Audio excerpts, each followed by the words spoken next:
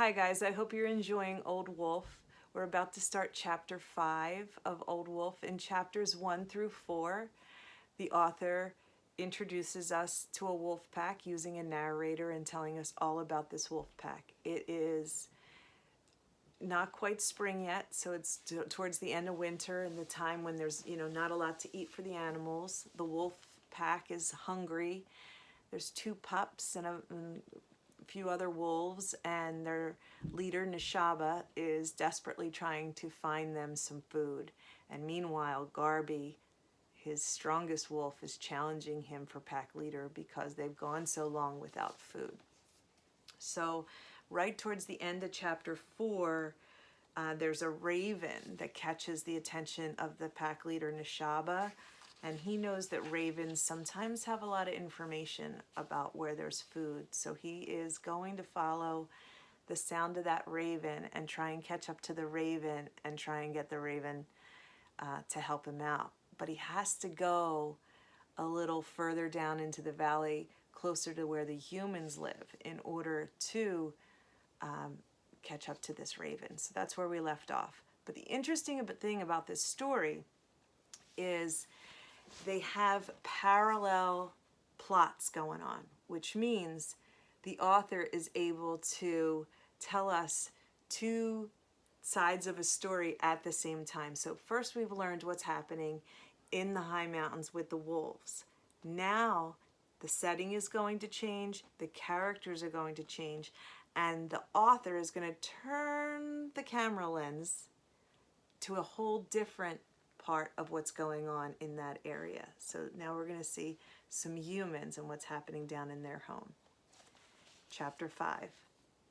That same morning, Casey Seaton opened his eyes to his 13th birthday. Warm and snug beneath his thick down quilt, he enjoyed the moment. "I'm so much older," he told himself. "No longer just a kid, a teenager, an adult almost." Images of the next few months spooled out in his mind like a movie trailer.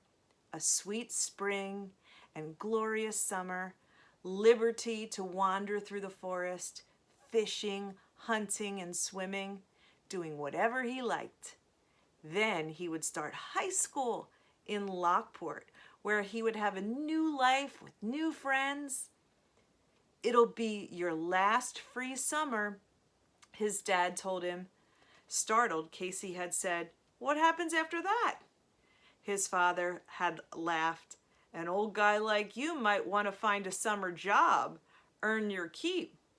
Casey had taken that as a joke. Rolling over, he gazed at the posters on his wall. A great bull elk with 12-point antlers, a keen-eyed Ute warrior, his bow drawn, a fully bearded old-time trapper, hair braided, dressed in buckskin jacket, a muzzle-loaded musket cradled in his arms. Casey's greatest desire, beyond all else, was to be a hunter. He glanced at his bedside clock. 7 a.m., school time. The boy sighed. His old life was still with him. In fact, the next moment, his mother poked her head into his room. Bess Seaton was a small woman with a curly mop of strawberry blonde hair, blue eyes, and a quick smile. Just going to pause a second. Do you see how the author uses a narrator and just tells us about the new characters as they enter? So here we just met his mom now, Bess Seaton. "Morning, love," she called. "Do teenagers go to school?" Her laugh tumbled forth with the way Casey loved it, full of mischief and challenge. "Presents are waiting," she added before retreating. "I'm coming," Casey shouted and jumped out of bed. First, as always, he reeled up the window blind and checked the weather. The view was mostly of Lodgepole National Forest, crowned by Iron Mountain. That lonely peak, 8 miles beyond Casey's home, and more than 11,000 feet high, with bare rock at the summit, was capped with snow. So they live down in the valley. The mountains are up the cap, and the snow are way up high, 11,000 feet in the mountains, and their house is down way in the valley. The biggest backyard in the world, Casey's dad had called the forest. He and Casey had often hunted and fished there. The whole family hiked, camped, and climbed Iron Mountain multiple times. And you can see Casey's house is a log cabin. So they are really in the wilderness. Casey knew the land as well as his home, at least the first few miles of it. Their modern log house stood at Ben Valley Pass on a quarter-mile dirt road off County Highway 61. The Seatons' nearest neighbors were down valley, half a mile away. 61 went on for only another quarter mile and then ended at Rock Ridge Trailhead. The trailhead led hikers and hunters into the national forest and real high country. Casey studied the gray sky. Weather coming, he thought. I remember, back in chapters 1 through 4, Neshaba noticed the same thing. Our wolf noticed that it could be getting cold too. "Getting late, Case," he heard his mother call.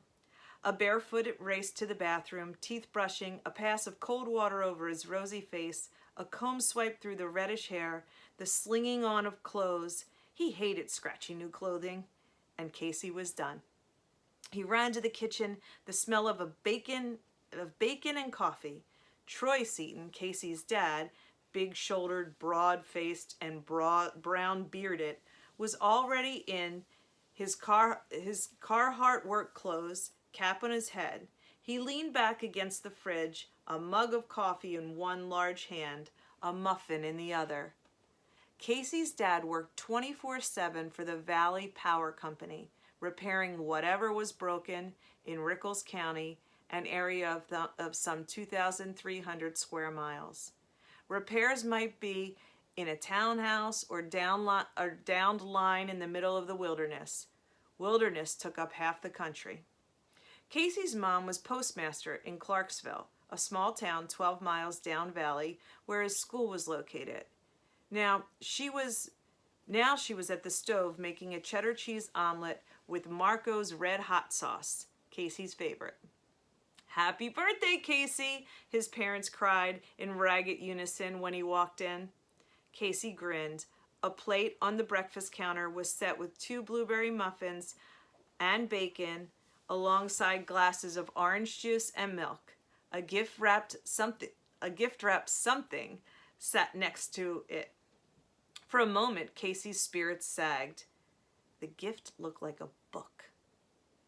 He truly liked to read, but he had been hoping, expecting something else. His father gestured toward the present. "That's just for starters. Come down. Don't want to be late for school." Casey snatched up the package and tore away the red, white, and blue striped wrapping paper. He found 2 books, Archery, Steps to Success, and Archery Fundamentals. The instant he read the titles, his mood soared and his head filled with one thought: "All right, I'm going to be a hunter." His dad, eyes full of merriment, said, "They should help you with your video game." Chapter 6. Following a narrow animal trail that led into the valley. Now listen carefully what's happening. Ready? Following a narrow animal trail that led into the valley, Neshaba trotted steadily on his long, thin legs. So the author has switched back to our other scene. We're now up the mountain, and Neshaba is, kind of trailing, trying to get to the raven. Here we go. With each step, his 5-inch wide paw pads marked the soft earth as if to brand the land his own. Though he kept alert for the raven, he saw no sign. How far should he go? He kept reminding himself that if the raven did know something, that knowledge would solve his pack's food problem and his own. The raven's cry came again. Caw! Caw! The bird was still lower in the valley. Neshaba went on. Chapter 7. Back to Casey. Casey finished his breakfast and ran back to his room, clutching his new books tightly. He knew he had to hurry, but he could not resist sitting at his desk and clicking on his computer. His favorite video game, Bow Hunter, popped up. The screen filled with a jungle scene. Green vines, immense multicolored flowers, tall green grasses, and dangling black snakes. There were animals too, lions, wolves, and tigers to shoot at, as well as hawks, ravens, and buzzards. At the bottom of the screen, an arrow tip pointed toward the jungle and at the animals and birds when they suddenly appeared as targets. Left hand, the button W to move forward. A to move left, D right, S back. Right hand, the mouse to point the arrow now in one direction, then another, ready to run, jump, crouch if necessary. When he clicked the W button, the jungle began to move toward him, creating the illusion that he was walking forward. Casey watched for creatures, ready to shoot, the moment he spotted one. A zebra bounced by. Casey aimed, clicked his mouse, and the arrow shot forward, trailing a blood-red line. The zebra fell, feet straight up, looking like an upside-down table. "Great shot," said the automated voice, while the words, "Kill score, 1," came up on the screen. Casey kept watching. A large raven appeared, hunched on the branch of a tree. Just as Casey aimed and was about to click the mouse, the bird spread its wings and flew away. "You must be quicker," said the computer voice. "Kill score, 1." Casey waited. As always, the bird reappeared, this time in the upper right corner of his screen. Casey shifted the arrow, aimed, and clicked the mouse. The arrow leaped across the screen. The bird tumbled. "Great shot," said the automated voice, and the words, "Kill score, 2," came up. "I'm good at this," thought Casey. "I can kill anything." Chapter 8. Going back to Neshaba. A tiny rustling sound off the trail brought Neshaba to a halt. He cocked his ears and sniffed, his black nose all but vibrating. A mouse. The thought of food made his mouth water. Though his sore leg trembled, he held motionless, front paws together, eyes intent on the ground. Then he reared and pounced. His paws came down on nothing. All he had gained was misery in his foot. With a whine of frustration and a shake of his head, Neshaba continued along the trail. How far, he wondered, should I go? Remembering how the pups mouthed him, begging for meat, Neshaba knew the answer. Until I find food. Chapter 9. Back to Casey. "We're going to be late," Casey's mother called. Casey grabbed his backpack and one of the archery books, then hurried off out of his room. He wished he did not have school and instead could stay home with his jungle game and hunt. The next moment he reminded himself, "Tomorrow I will be able to play all morning." Chapter 10. Neshaba was deep in the valley. Daylight had brightened. Small white clouds eased through the trees, only to fade away like shy ghosts. Blue shadows slid across the land, even as they shrank in size. Birds chirped randomly. Snowmelt flowed. Now and again the old wolf lifted his nose. The wind had shifted. It was coming from the north now, behind him. The shift not only limited his depth of smell, but it all but assured a big change in the weather. Another frustration. Neshaba halted to sniff the bush, then a boulder. There were elk scent markings, but nothing recent. He listened. Where was the raven? He waited. Caw! Caw! The bird was closer, but still farther down valley. Neshaba hesitated. The lower he went, the more likely he would come upon humans. I can avoid them, he told himself, and he kept on. All right, boys and girls, so in this part, in chapters 5 to 11, we began to see the author's craft, where he has two parallel plots going on.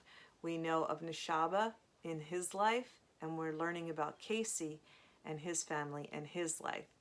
It's very interesting that we're learning about, two completely different plots, but the author's also showing us that Nishaba is physically, by following the raven, bringing himself closer to Casey, who seems to, we know, be very interested in hunting and learning about archery. And just so you know, archery is the skill of using a bow and an arrow.